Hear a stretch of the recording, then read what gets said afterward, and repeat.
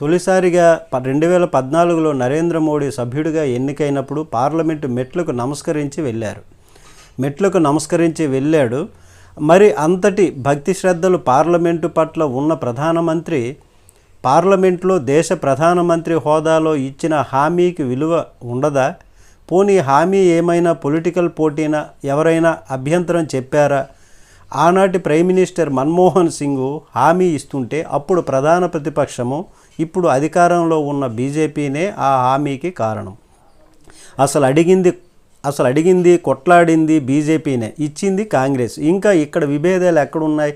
అయినా కూడా 10 ఏళ్లుగా ప్రత్యేక హోదా అమలు కాలేదు. దానికి కారణం 14th ఫైనాన్స్ కమిషన్ వద్దందని 14th ఫైనాన్స్ కమిషన్ వాళ్ళు చాలాసార్లు చెప్పారు. ఎక్కడ ఆంధ్రప్రదేశ్కు ప్రత్యేక హోదా ఇవ్వకూడదని, ఏపీకి ప్రత్యేక హోదా అర్హత లేదని, కానీ ఎక్కడా లేదు.